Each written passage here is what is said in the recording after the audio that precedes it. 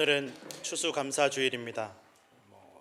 농사를 짓지 않으시더라도 또 하나님께 감사하기 위해서 우리가 절기를 지키고 있습니다. 그런데 여러 가지로 아까 말씀드렸지만 특별한 감사의 제목이 있는 분들도 있고, 또 어떤 분들은 딱히 특별히 어떤 특별한 감사의 제목이 없는 분들도 있고, 어떤 분들은 감사할 수 없는 분들도 있습니다. 내가 지금 감사할 수 있는 상황도 아니고 나한테는 감사가 정말 티끌만큼도 남아있지 않은 그런 상황과 어려움을 경험하고 있는 분들도 있다라는 것입니다. 경제적으로나 건강의 문제나 여러 가지로 지금 감사할 수 있는 제목이 없는 게 아니라 감사할 수 없는 그런 어려움을 마주하고 있는 성도들도 있다라는 것입니다.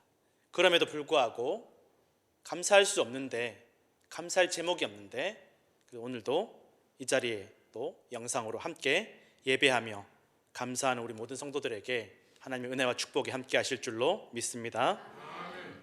믿지 않는 분들은 저렇게 내가 보기엔 저 사람은, 저 집은 정말 감사할 수 없는데, 감사할 거리가 아무것도 없는데 굳이 저렇게 가서 감사하고 예배하고 또 헌신할 수 있나 라고 생각할 수도 있습니다. 오늘 본문에 예수님이 예루살렘으로 가시는 길에 사마리아와 갈릴리 사이로 지나가시고 계셨다라고 성경에는 기록이 되어 있습니다. 여러분, 예루살렘은 성전이 있는 곳입니다. 유대인들에게 성전은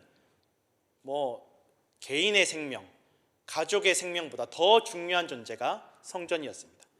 이스라엘 백성들은 다 없어도, 나라를 빼앗기고 성이 무너지고 집이 다 무너져도, 우리가 포로로 잡혀가도 성전만 있으면 우리는 반드시 다시 살아날 수 있고 다시 하나님의 축복된 백성이 될 수 있다고 믿었던 엄청나게 중요한 장소가 바로 성전이었습니다.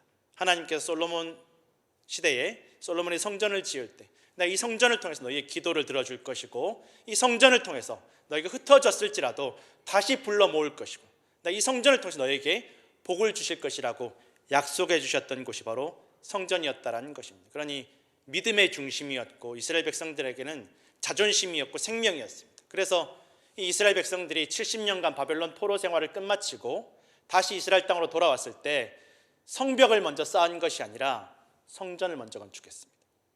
성전 건축이 먼저 되면, 성전만 똑바로 서 있으면, 우리 믿음이 똑바로 서 있으면 우리는 다시 일어날 수 있다. 이것을 믿었던 사람들이 바로 유대인들이었고 이스라엘 백성이었습니다. 그래서 이스라엘 백성들은 이 성전에 가는 날이 너무너무 소중하고 귀했습니다. 성전에 가야지, 성전에 가야지. 무슨 수단 방법을 가리지 않고 성전에 가야지. 성전에 가는 길이 축복의 길이었고 영광의 길이었고 복된 길이었고 설레이는 길이었습니다. 그런데 오늘 예수님께서 이 예루살렘으로, 성전이 있는 예루살렘으로 걸어가는 길은 기쁘지 않습니다. 예수님에게는 기쁜 길이 아니었습니다. 슬픈 길입니다. 십자가의 길입니다. 죽으러 가시는 길입니다. 전혀 기쁘지 않고 감사하지 않고 피할 수 있으면 피하고 싶은 길이 바로 오늘 예수님께서 예루살렘으로 가시는 길입니다. 아무도 이해해 주지도 알아주지도 않고 오직 하나님만 아시는, 하나님하고 나하고만 아는 그 사명의 길을, 그 짐을 짊어지기 위해서 걸어가시는 길이 바로 오늘 예수님께서 예루살렘으로 걸어가시는 길입니다. 많은 성도님들이 신앙생활을 위해서 교회에 나오는 길이 쉽지 않습니다. 교회에 나오면 희망이 있으니까, 기쁨이 있으니까, 만족이 있으니까 그것을 찾기 위해서 나올 때가 많이 있습니다. 교회에서 기도하면 기도가 응답이 되고, 세상에서 인정받지 못하고 세상에서 무시당하고 멸시당해도 교회 가면 사랑받고 인정받고 또 인정받으니까 교회 가야지. 교회 가는 길이 기쁨이고 충만함이고 만족함이 된다라는 것입니다. 그런 기대를 가지고 교회에 나갑니다. 그런데 어떤 분들에게는 주일에 교회 나가는 길이 고통입니다. 짐입니다. 피하고 싶으면 피할 수 있으면 피하고 싶은 십자가의 길입니다.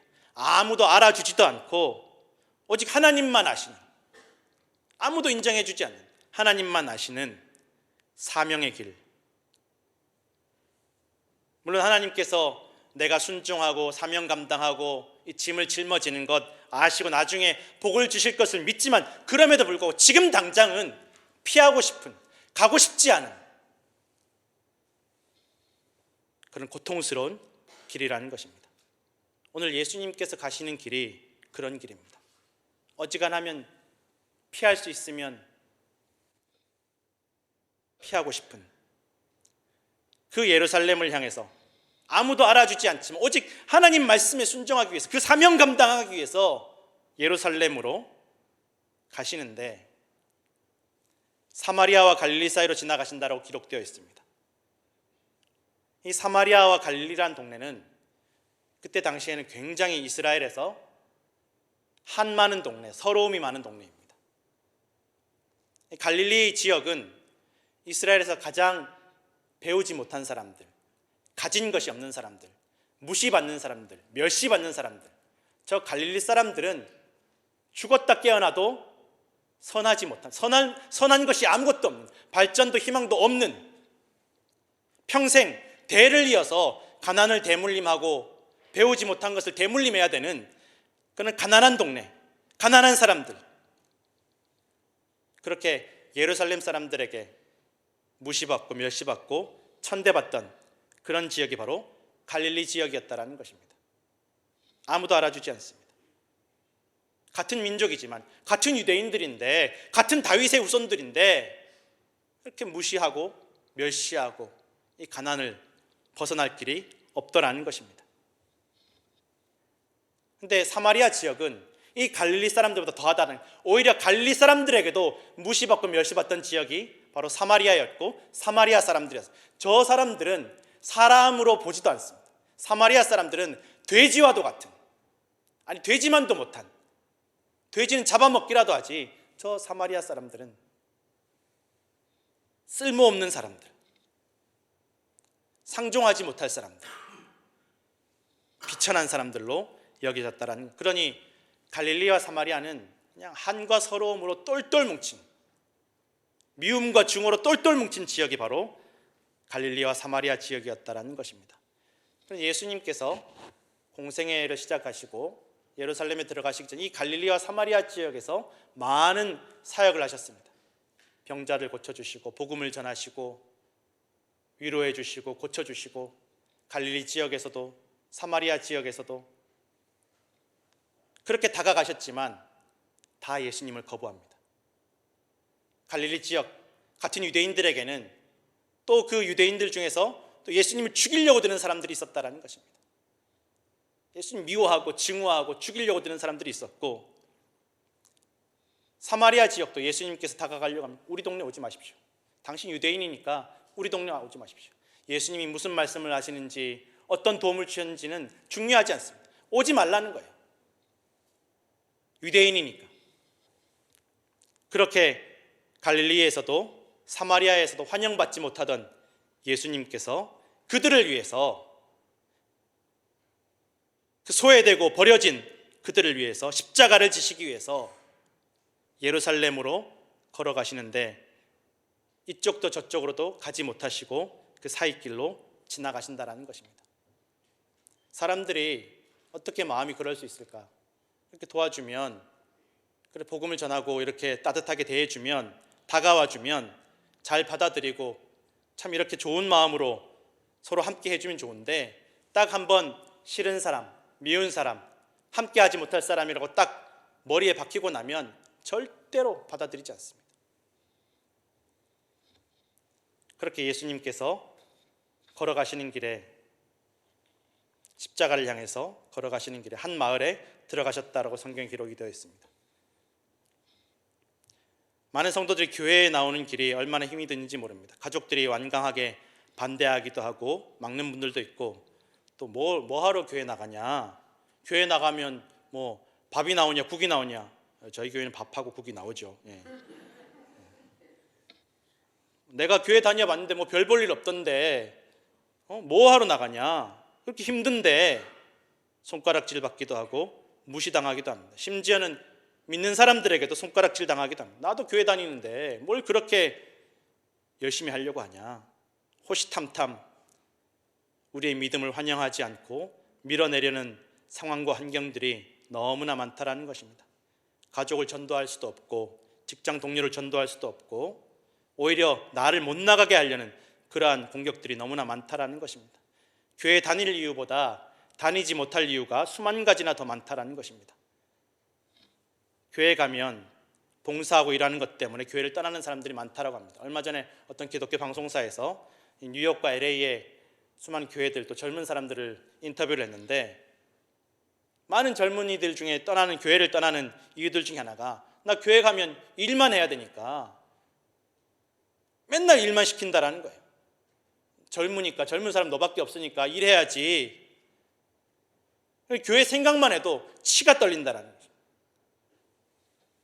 낙심하고 시험 드는 분들이 있다라고 합니다.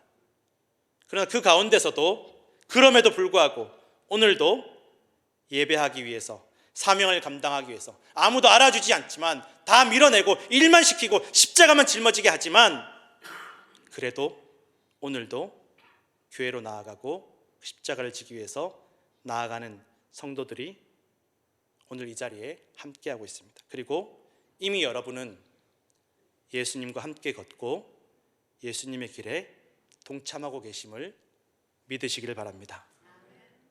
예수님은 묵묵히 그 길을 걸어가십니다. 오늘 한 마을에 들어가셨는데 그곳에 나병 환자 10명이 모여 있었습니다. 그런데 이 나병 환자 10명은 유대인들과 사마리아 사람이 섞여 있었어요. 철천지 원수였는데 몇 대를 수백 년을 이어져 내려온 원수지간 이런 저 사람들은 감히 상종도 못할 인간들이라고 서로 그렇게 미워하고 증오했는데 아프니까 아무도 도와줄 수 없는 그 나병이란 질병에 걸리니까 같이 뭉쳐 있는 거예요. 사람들 마음이 참 묘합니다. 아프면 마음이 굉장히 너그러워집니다. 저도 이번에 코로나 걸리고 나니까 괜히 코로나 같이 걸린 분들한테 괜히 더 친하게 느껴지는 거예요. 괜히 이렇게 더 친한 것 같고 괜히 더 가까운 것 같고 저 사람도 좀 나를 이해하겠구나. 나도 저 사람 이해하겠구나. 괜히 더 이렇게 가까운 마음이 드는 거예요. 사람들 마음이 다 그렇습니다. 같이 아프면 저 사람도 나 같은 아픔이 있구나. 저 사람도 나 같은 어려움이 있구나라고 딱 느낌이 들면 이렇게 괜히 가까워질 때가 있어요. 수백 년간 이어져 온 그 증오와 미움과 멸시천대도 다 이겨내게 되더라는 것입니다. 그 나병 환자 10명이 모여 있습니다. 아무도 도와주지 않습니다. 동병상련이라는 말이 있습니다. 같은 병을 앓는 사람끼리 서로 불쌍히 여긴다는 말입니다. 오늘 나병 환자 10명도 그렇게 서로 불쌍히 여기며 함께 모여 있었습니다. 나병은 당시에 가장 저주받은 질병으로 여겨졌습니다. 지난번에 제가 말씀드린 혈루병 걸린 여인, 그 혈루증과는 차원이 다른 병입니다. 혈루증 여인은 예수님 가까이 나아갈 때까지 아무도 알아채지 못했습니다. 저 여인이 아픈 사람이다, 격리되어야 될 여인이다라는 것을 아무도 몰랐습니다. 티가 나지 않았습니다. 그런데 나병 환자는 티가 납니다. 딱 보면 압니다. 코가 뭉개지고 떨어지고, 귀가 뭉개지고 떨어지고, 안구가 빠져나가고, 걸어가다 보면 발가락이 떨어져 나가고, 그런데도 통증을 느끼지 못합니다. 보면 압니다. 저 사람이 나병 환자라는 것 누구나 보면 알 수 있습니다. 거기서 끝나지 않습니다. 당시 율법에 의하면 이 나병 환자들은 옷을 찢고 머리를 다 풀어헤치고 윗입술을 가리고 나는 더러운 사람입니다 하고 외쳐야만 했습니다. 다른 사람들이, 깨끗한 사람들이 다가오지 못하도록. 얼마나 비참하겠습니까? 얼마나 절망적이겠습니까? 철저하게 버려진 사람들이 나병 환자들이었습니다. 전염의 위험도 있었습니다. 그래서 마을 안에도 지내지 못하고 마을에서 떨어져서 지내야만 했습니다. 근데 예수님께서 나병 환자 10명이 있는 마을에 들어가셨다는 것은 이 마을이 그런 사람들, 격리된 사람들, 버려진 사람들의 마을이었다는 것입니다. 그들에게 예수님께서 일부러 찾아가십니다. 지금 십자가 지러 가시는 길인데, 사명을 감당하러 가시는 길인데, 예루살렘에 들어가기 전까지, 십자가 지기 전까지 좀 꽃길만 걷게 해주시면 참 좋을 텐데 그 나병 환자들에게, 아무도 가까이 하려고 하지 않는 그 나병 환자들에게 찾아 들어가십니다. 예수님 외에는 만나주고 가까이 해줄 사람들이 없는 그 나병 환자들에게 예수님이 찾아 들어가십니다. 그리고 그런 나병 환자 같은 저와 우리 모두를 예수님께서 찾아오셨습니다. 세상이 다 버리고 인정해주지 않고 손가락질 할지라도 예수님은 우리를 찾아오십니다. 오늘 그 은혜가 저 우리 모두에게 임하는 줄로 믿습니다. 오늘 여러 가지 어려움과 속상함과 고통 가운데 예배하지 못하고 주님 앞에 나오지 못하는 우리에게 예수님께서 찾아오십니다. 아파서 힘들어서 속상해서 낙심해서 시험 들어서 주님께 나오지 못하고 또 여러 가지 사정으로 영상으로 멀리서 예배하는 모든 성도들에게 간절히 예수님의 도움이 필요한, 예수님 외에는 도와줄 리가, 함께 해줄 리가 없는 모든 이들에게 예수님께서 찾아가십니다. 우리에게 찾아오십니다. 오늘 그 10명의 절박한 나병 환자들이 예수님께 부르짖습니다. 예수 선생님, 우리를 좀 불쌍히 여겨주십시오. 이 사람들은, 이 나병 환자 10명은 예수님이 누구신지 정확하게 몰랐습니다. 예수님에 대한 지식도 없었습니다. 그냥 좋은 말을 하는 선생님, 예수님을 하나님의 아들로 구원자로 똑바로 알지도 못했습니다. 예수님에 대한 바른 지식도 없었고 제대로 부를 줄도 몰랐습니다. 그저 예수님께서 내 문제를 해결해 주시고 도와주시길 바라는 간절한 그런 소원이 있었을 뿐이었습니다. 오늘 많은 성도들이 처음 신앙생활을 하면 하나님이 누구신지, 예수님이 누구신지 잘 모릅니다. 기도도 할 줄 모르고 성경도 한 번도 읽어보지 않은 분들도 많습니다. 그냥 교회는 좋은 것이고 나가면 좋은 곳이고 성경은 좋은 말씀이고 교회는 착하게 사는 법을 알려주는 그런 좋은 곳이라고 생각합니다. 또는 세상에서 해결할 수 없는, 이제 마지막으로는 사람과 세상이 도와줄 수 없는 문제를 가지고 근데 기도하면 혹시라도 도움을 받을 수 있을까 지푸라기라도 잡는 심정으로 기적을 바라면서 교회에 나갈 때가 많이 있습니다. 오늘 나병 환자들이 딱 그 모습입니다. 예수님을 제대로 알지 못합니다. 하나님의 아들 이런 것 알지 못합니다. 말씀 알지 못합니다. 어떻게 불러야 되는지, 어떻게 기도해야 되는지 전혀 알지 못합니다. 그저 내 문제, 이 문제 좀. 그런데 예수님께서 그들의 부르짖음과 간구함을 들으시고 말씀하십니다. 가서 제사장들에게 너희 몸을 보여라. 당시에 이 나병 환자들은 병이 나았다라는 것을 인정받기 위해서 제사장들에게 가서 보여줘요. 제사장들이 그것을 확인해 주는 것입니다. 그러니 예수님께서 제사장들에게 가서 너희 몸을 보이라는 것은 너희가 나을 것이다, 너희 문제가 해결될 것이다 라는 선언이었고 선포였다라는 것입니다. 아직 낫지 않았습니다. 예수님께서 이 말씀하실 때 아직 낫지 않았습니다. 그럼에도 10명은 지푸라기라도 잡는 심정으로 정말 겨자씨만한 믿음을 가지고 예수님 말씀대로 제사장에게로 갑니다. 절박한데 뭘 못하겠습니까? 우리가 교회 다니면서 신앙생활하면서 절박한 문제가 생기면 못할 게 없습니다. 교회의 모든 일에 절박하게 참여할 때가 있습니다. 주일 예배 나오는 것은 당연하고 새벽 예배 나오고 성경 공부하고 기도 모임하고 봉사도 하고 절박하고 간절한 마음으로 온 힘을 다해서 합니다. 이제 방법이 없으니까, 내가 교회 외에는, 신앙생활 외에는 길이 없으니까 내가 이 교회 나가는 것이, 내가 이렇게 예배하고 기도하고 봉사하는 것이 내 문제 해결하는 것과는 전혀 상관없는 것처럼 보여도 마지막이니까 교회에서 하라는 대로 다 순종합니다. 그렇게 열심히 교회 다니고 아무것도 알지 못하지만 예수님 말씀에 순종하는 그 10명의 나병 환자처럼 열심히 교회 다니고 열심히 새벽 기도하고 열심히 봉사하다 보니까 내 문제가 나도 모르는 사이에 해결이 되는 일을 경험하게 되는 성도들이 있다라는 것입니다. 주일 예배 드리면서 설교 듣다가 비즈니스 아이디어가 떠오르는 분들이 있고, 찬양대 봉사하다가 오랜 기도가 응답되는 분들도 있고, 식당 봉사하다가 오랫동안 풀리지 않는 문제가 해결되는 성도들도 있다라는 것입니다. 오늘 이러한 은혜가 저와 우리 모두에게 임할 줄로 믿습니다. 오늘 10명의 나병 환자들도 그렇게 문제가 해결됩니다. 예수님을 똑바로 알아서 똑바로 구해서 많은 지식이 있어서 잘 믿어서 해결되는 것이 아니었습니다. 온 세상이 다 버린 존재들이었지만, 예수님이 누구신지도 똑바로 알지 못했지만, 어떻게 구해야 될지도 잘 모르지만, 예수님을 따라다닌 적도 없고 예수님을 위해서 무엇인가를 한 적도 없지만, 그저 절박한 마음으로 예수님께 부르짖었고 기도했고 예수님께 시키시는 대로 정말 겨자씨만한 믿음으로 순종했는데, 그렇게 제사장에게 가는 길에 그들의 병이 다 나았고 그들이 스스로 그것을 깨달았다는 것입니다.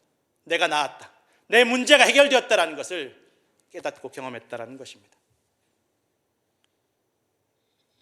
여러분, 우리가 주님을 잘 알지 못하지만, 주님을 위해서 무엇인가를 온전히 드리지 못했지만 간절히 주님을 부르짖어 기도할 때, 순종할 때 우리의 문제를 해결해 주실 줄로 믿으시길 바랍니다.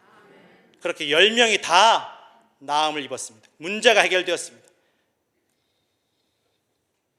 이제 빨리 제사장에게 가서 최종 확인만 받으면, 사람들에게 인정만 받으면 모든 문제로부터 해방이 되고 자유와 기쁨을 얻고 소원이 성취되는 길, 그러니 얼마나 기쁘겠습니까? 빨리 제사장에게 갈 것만 생각하는 것입니다. 이 10명 다 빨리 제사장에 가야지, 보여줘야지, 확인받아야지. 그런데 그 10명 중에 한 사람, 이 유대인 랍비인 예수님과는 상종하지 못할 철천지 원수 같은 이 사마리아인이 어떤 나병 환자 한 사람만 자기가 나은 것을 보고 하나님께 영광 돌립니다. 내 모든 것들이 다 하나님 은혜입니다. 내가 나은 것이 하나님 은혜입니다. 그리고 예수님에게 돌아가서 그 발 앞에 엎드려 기도하였다라고, 감사하였다라고 성경에 기록되어 있습니다. 감사했습니다. 오직 한 명만, 문제 해결은 10명이 다 되었지만, 은혜는 10명이 다 받았지만 감사하는 사람은 한 명이었습니다. 이 은혜가 누구로부터 온 것인지를 기억한 사람은 한 명이었습니다. 유대인들에게 차별받고 멸시받고 유대인들을 증오하는 사마리아인이 유대인인 예수님 앞에 엎드려 감사하는 것은, 이것은 불가능한 일입니다. 아무리 감사해도 저 사람은 유대인이고 나는 사마리아인인데. 그러나 은혜와 감사가 오랜 세월의 상처와 증오와 아픔을 다 넘어섰다라는 것입니다. 오랜 세월 신앙생활하다 보면 교회에 대해서, 다른 성도들에 대해서 실망하고 시험 들 때가 있습니다. 나를 받아들여 주지 않고 인정해 주지 않고, 아니 하나님 믿는다고 잘 믿는다고 하면서 지들끼리만 잘난 척하고 사람 알기를 우습게 한다라고 생각할 수 있습니다. 이런 마음이 바로 사마리아 사람들이 유대인들에게 가진 서운함이고 서러움이었고 한이었고 증오였습니다. 시험이었습니다. 그래도 절박한 문제 앞에서 예수님께 부르짖습니다. 유대인인 예수님에게 부르짖습니다. 도와달라고 구합니다. 그리고 응답받았습니다. 그렇게 유대인에게 상처받고 시험 들었던 그 사마리아 나병 환자만이 예수님 앞에 엎드려 감사하는 것입니다. 비록 내가 오랜 세월 상처받고 교회 사람들한테 상처받고 교회에 시험 들었지만, 그런 내 문제를 가지고 예수님 앞에 나아가면, 부르짖고 기도하면 예수님께서 이 교회 안에서 문제를 해결해 주시고 복을 주시는 줄로 믿으시길 바랍니다. 그런데 그렇게 은혜 받아도 문제가 해결이 되어도 감사하는 사람은 10명 중에 한 명이었다는 것입니다. 그 은혜를 깨달은 사람은 10명 중에 한 명이었습니다. 예수님께서 말씀하십니다. 10사람이 다 은혜 받지 않았냐? 다 나았지 않느냐? 9명은 어디 갔느냐? 이 이방인 외에는, 이렇게 유대인들에게 돼지로 취급받던, 짐승으로 취급받던 이 사마리아 사람 이방인 외에는 하나님께 영광을 돌리고 그 은혜를 기억하는 사람이 없느냐라고 말씀하십니다. 그리고 말씀하십니다. 일어나 가라, 너의 믿음이 너를 구원하였느니라.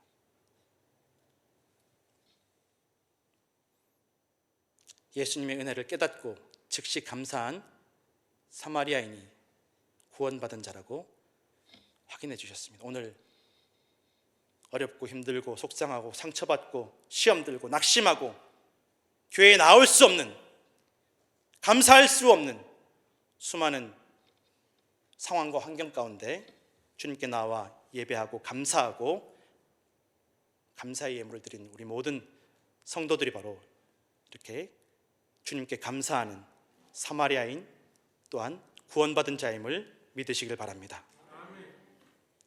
어떤 목사님이 가족과 함께 저녁을 먹는데 아들과 이야기를 나눴습니다. 아들이 아버지에게 이야기하는, 아버지 저 오늘 큰일 날 뻔했습니다. 무슨 일이었냐? 제가 운전을 해서 가는데 깜빡 제가 실수를 해서 차가 2바퀴 굴렀습니다. 그런데 신기하게도 상처 하나 없고 아픈데 한 군데도 없이 제가 나왔습니다. 정말 감사할 일 아닙니까? 저 정말 이제부터 정말 열심히 잘 믿을 겁니다. 정말 하나님 잘 믿을 겁니다. 아버지가 말합니다. 정말 감사한 일이다. 그런데 나는 너보다 더 감사하다. 아버지는 무슨 일이 있으셨는데요? 나는 오늘 아무 일도 없었다.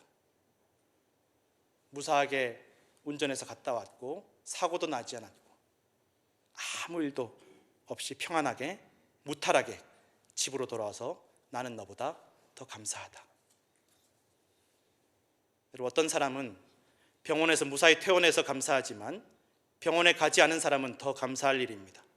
어떤 사람은 부도가 날 위기를 간신히 넘겨서 감사하지만 그런 위기가 없이 지나가는 사람은 더욱 감사할 일입니다. 그래서 여러분, 우리 삶에는 항상 감사할 일밖에 없음을 믿으시길 바랍니다. 문제가 해결되었든지 해결되지 않았든지 오늘 이 자리에 함께 영상으로 함께 예배하며 감사하는 모든 성도들은 이미 구원받은 성도들이라는 것입니다. 감사가 구원의 증거입니다. 감사함으로 주님께 구원받은 성도들 되시기를 간절히 축원합니다. 기도하겠습니다.